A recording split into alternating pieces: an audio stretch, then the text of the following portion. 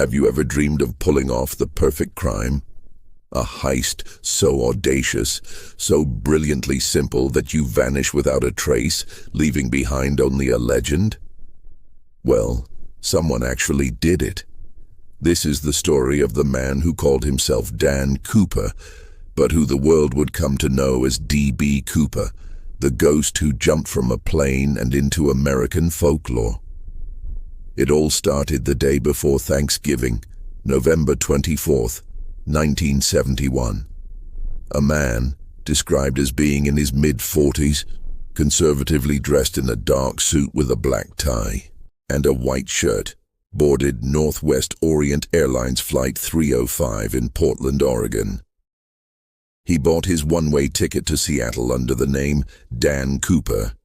He sat in seat 18C, ordered a bourbon and soda, and lit a cigarette.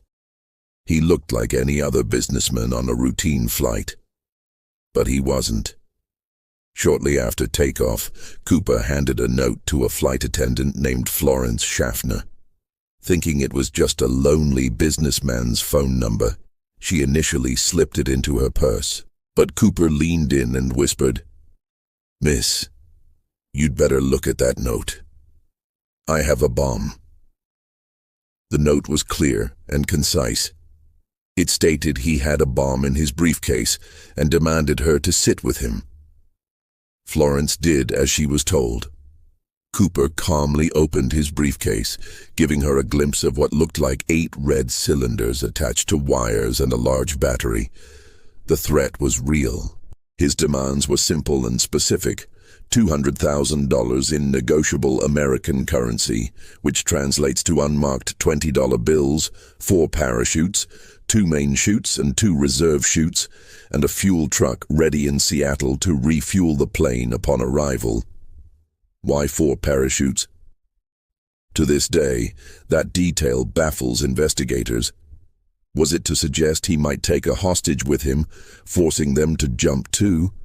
Or was it to ensure the authorities wouldn't give him sabotaged gear, since he could force one of them to use one of the parachutes? Whatever the reason, it showed a cunning, calculated mind.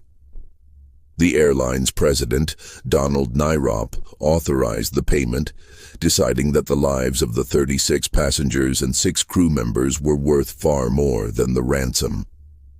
While the FBI and airline authorities scrambled on the ground to gather the cash and parachutes, the passengers on the plane had no idea what was happening. To them, the flight was just circling over Puget Sound for a while, with the pilot announcing a minor mechanical issue. Cooper remained calm and polite the entire time, even ordering and paying for a second bourbon. He was described by the crew as being a gentleman, never cruel or nasty. When the plane landed in Seattle, the exchange went exactly as Cooper planned. The shades on the plane were drawn to prevent snipers from getting a clear shot. An airline employee brought the cash-filled knapsack and the parachutes aboard. In return, Cooper released all the passengers and 2 of the flight attendants. He kept the pilot, co-pilot, a flight engineer, and 1 flight attendant on board. Now for the second, even more daring phase of his plan. Cooper instructed the pilots to take off again, this time heading south towards Mexico City. He gave them very specific flight instructions. Fly at a low altitude of 10,000 feet, keep the landing gear down, and maintain a slow airspeed of about 100 knots, or 115 miles per hour. This was just barely fast enough to keep the Boeing 727 in the air. These conditions were perfect for a low-altitude jump. Somewhere around 8:12 p.m. over the rugged, stormy wilderness of southwestern Washington state, Cooper did the unthinkable. He told the remaining crew to go to the cockpit and stay there.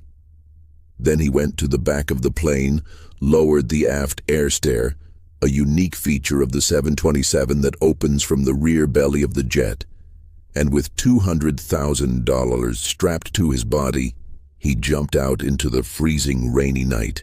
He simply vanished. When the plane landed in Reno, Nevada, for its next refueling stop, Law enforcement swarmed the aircraft. All they found was Cooper's black clip-on tie and 2 of the 4 parachutes he had requested. The man known as D.B. Cooper was gone. An intense manhunt began immediately, one of the longest and most extensive in U.S. history. The FBI, local police, and even Army troops combed the dense forests of the Pacific Northwest where they believed he might have landed. They searched for a body, a parachute, or any trace of the money. They found nothing. The FBI officially designated the case Hijack for Northwest hijacking. They interviewed hundreds of suspects, checked out thousands of leads, but every trail went cold. For years, the mystery of D.B. Cooper was a complete blank.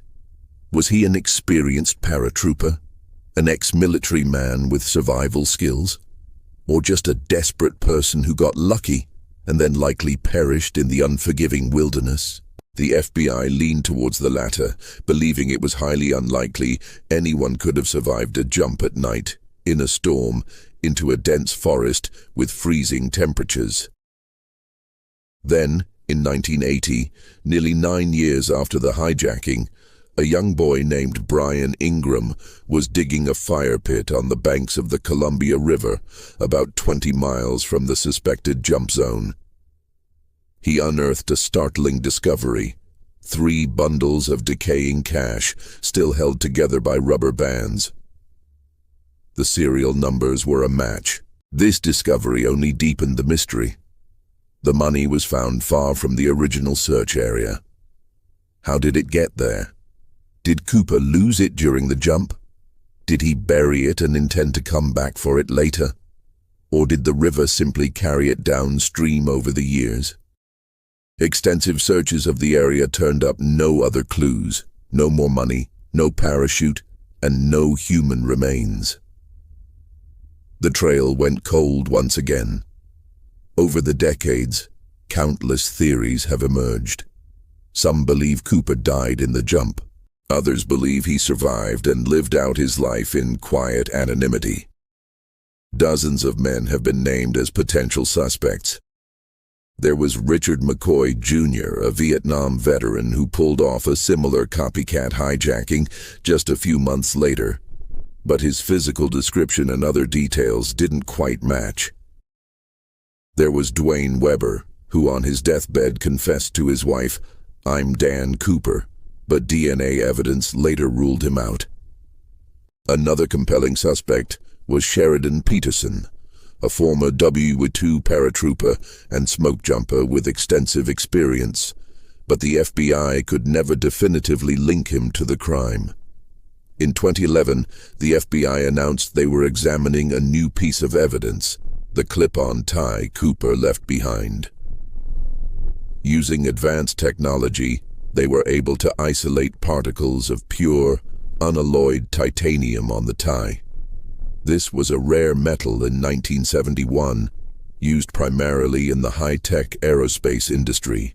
This suggested Cooper might have been an engineer, a manager, or a lab technician at a company like Boeing, which was based right there in Seattle. But even this tantalizing clue led to another dead end. Finally, in 2016, after 45 years of investigation, the FBI officially closed the active case on D.B. Cooper. They concluded that resources would be better spent on other priorities. But they still maintain the file, and they still welcome any physical evidence that might emerge, particularly Cooper's parachute or the rest of the ransom money. So who was D.B. Cooper? A brilliant criminal mastermind? A desperate man who took an impossible risk? A folk hero who stuck it to the man and got away with it? Or just another ghost story told around the campfire? His true identity remains one of the greatest unsolved mysteries of the 20th century. He's the man who jumped out of a plane and into history, leaving us all to wonder, did he make it? And if so, where is he now? What do you think happened to D.B. Cooper? Let me know your theories down in the comments. Thanks for joining me on this deep dive into one of America's most fascinating mysteries. If you enjoyed this video, please give it a thumbs up and don't forget to subscribe for more stories like this. See you in the next one.